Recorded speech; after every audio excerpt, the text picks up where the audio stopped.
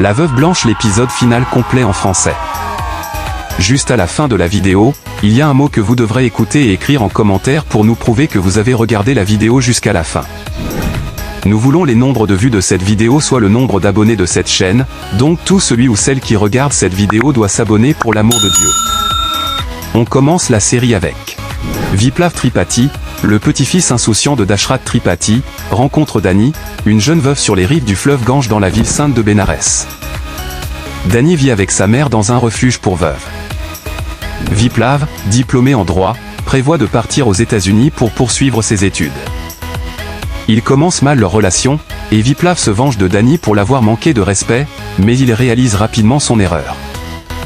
Viplav continue à jouer des tours à Dani, mais finit par présenter des excuses sincères. Dashrath envoie Viplav à Delhi et tente de faire évacuer l'ashram. Viplav arrive juste à temps pour défendre en justice les veuves. Les parents de Viplav essaient de le fiancer à son amie d'enfance, Tanya, mais Viplav rompt les fiançailles. Lorsqu'il sauve Dani de la noyade, son demi-frère, Tripurari, prend des photos pour diffamer Dani. Viplav, furieux, décide de vivre avec les veuves jusqu'à ce que leurs problèmes soient résolus. Dani et Viplav deviennent amis. Après avoir aidé les veuves, Viplav rentre chez lui. Les parents de Viplav créent à nouveau des malentendus qui conduisent à la rupture de l'amitié entre Dani et Viplav. Dani est contrainte de se fiancer à Tripurari, mais Viplav arrête leur mariage à la dernière minute après avoir découvert que Tripurari a mis une autre veuve, Suvarna, enceinte.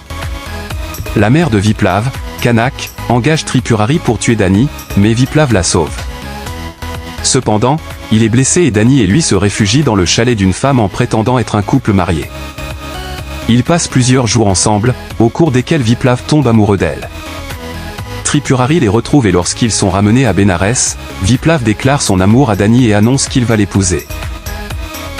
Il est maintenant temps de répondre à la question du jour. Qui était le vrai gendre de Didi Patel dans la série Les Changements du Destin? Numéro 1. Le Joker. Numéro 2. Raj Khurana. Numéro 3. Sid Khurana. Dis-moi en commentaire selon vous la meilleure réponse et à la fin de la vidéo vous aurez la bonne réponse. Dani, confuse, rejette sa proposition, mais lorsqu'il fait semblant de partir pour les États-Unis, elle se rend compte de ses sentiments pour lui et accepte joyeusement. Kanak et Dashrath créent plusieurs problèmes pour le couple, ce qui les amène à se disputer, mais finalement Viplav déjoue leur plan et lui et Dani se marient dans un temple.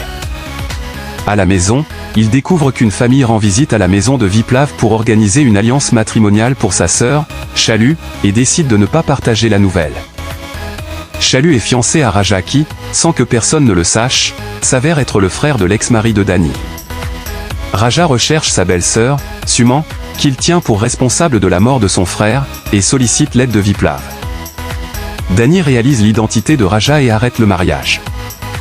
Elle est arrêtée pour la mort de son mari et Viplav décide de plaider sa cause.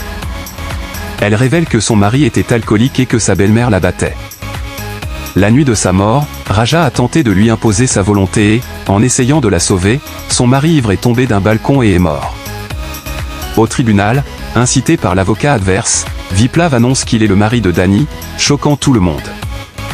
Il présente des preuves qui disculpent Dani et la ramène chez eux. Dashrath fait semblant de l'accepter, tandis que Kanak et Chalu lui sont opposés. Chalu est manipulé par Raja et l'épouse. Viplav et Dani élaborent plusieurs plans pour démasquer Raja. Finalement, le père de Raja les aide et il est révélé que Raja est un homme marié qui escroque les femmes pour leur argent. Raja est expulsé et Chalu demande pardon. Alors que la famille se réunit pour effectuer une cérémonie religieuse, Raja revient pour attaquer Dani, mais Viplav se met en travers et est blessé. Dani bat Raja qui est finalement arrêté et Viplav est conduit à l'hôpital. Kanak accuse Dani de l'état de son fils. Dani prie et Viplav se rétablit. La sœur de Dashrath vient vivre avec la famille. Dadi Bua veut trouver une fille appropriée pour Viplav et la famille lui ment en disant que Dani est une infirmière qui s'occupe de lui. Dadi Bua présente Kamini comme une candidate appropriée. Au fil des jours, Chalu épouse Pankai. Lorsque Dani est invité à quitter la maison, Viplav la ramène et annonce qu'ils sont mariés, choquant Dadi Bua et Kaamini. Dadi Bua persuade Kaamini de rester. Kaamini se lie d'amitié avec Viplav et Dahani. Voulant surprendre Viplav, Dahani demande l'aide de Kaamini pour aller à l'école. Kaamini l'envoie à l'école de nuit et tente de semer la méfiance chez Viplav. Dahani réussit à l'école et Viplav découvre enfin la vérité, et il est fier d'elle. Kaamini crée des malentendus entre le couple, ce qui pousse Dahani à se réfugier dans l'ashram lorsqu'elle découvre qu'elle est enceinte. Elle écrit une lettre à Viplav que Kaamini intercepte. Plus tard dans la nuit, Kaamini enivre Viplav et fait croire qu'ils ont eu des relations intimes. Dahani, le cœur brisé, décide de quitter la ville pour de bon. Tripurari place une bombe à l'ashram qui explose et tue tout le monde.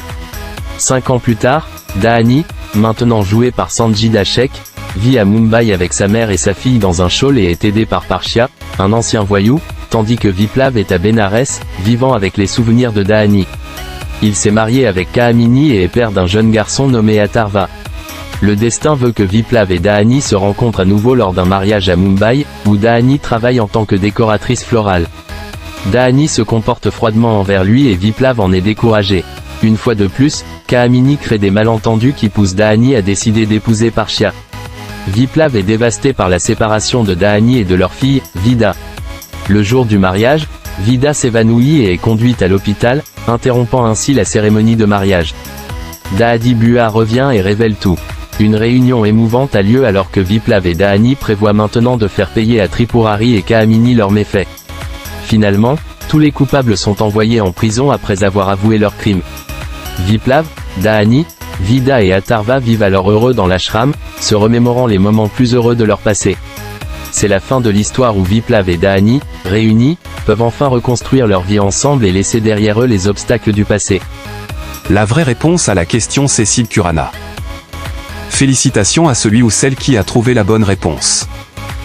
Le mot que vous devrez écrire en commentaire pour nous prouver que vous avez regardé la vidéo jusqu'à la fin c'est « J'adore la vidéo ». Merci beaucoup d'avoir regardé cette vidéo, j'espère qu'elle vous a plu, si c'est le cas n'oubliez pas de vous abonner et surtout aimer la vidéo, partagez aussi à vos amis.